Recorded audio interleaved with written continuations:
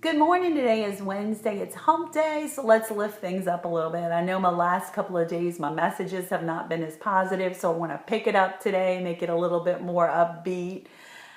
Last week, we looked at my core values, and one day I talked to you about dignity, and I said, don't air your dirty laundry in public.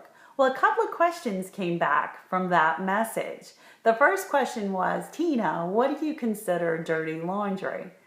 Well, for me, dirty laundry is like the ongoing messy stuff, if you can relate to that. Think about the dirty laundry. It's waiting to be cleaned. It's not cleaned yet, right? So dirty laundry to me in the metaphorical sense is things that are unsettled. They're still messy.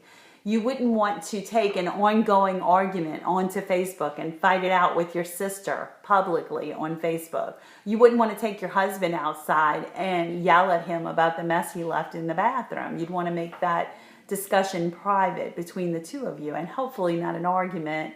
Preferably, you would have a discussion with your spouse about the messy bathroom.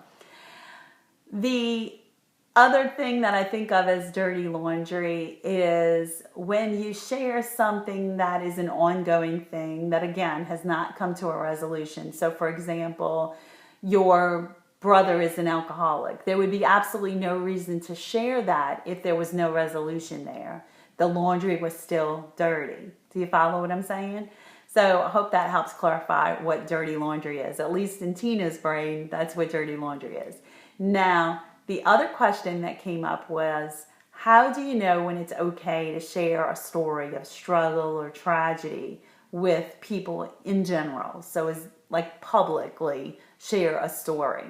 Well, here's my rule of thumb on that. I actually have 3 questions that I ask, and depending on how those questions are answered, determines whether or not I share the story.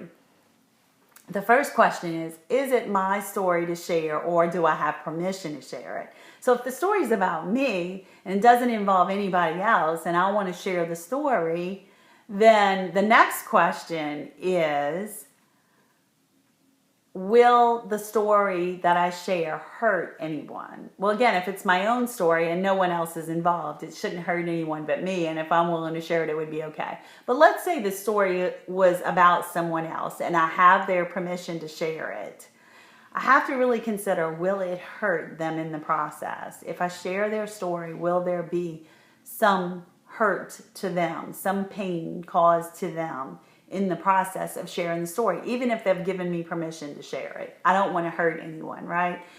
The third question is, will it add value or help someone?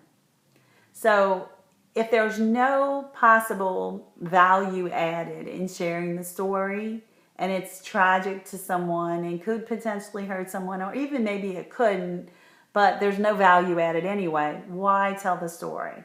So my rule of thumb is, if I have permission to tell the story or if it's about me, it's not going to hurt anybody and it can help someone, then I am willing to share the story.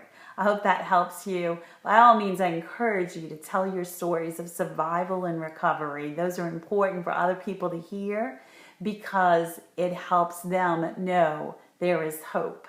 I hope you have a great Wednesday. I'll talk to you tomorrow.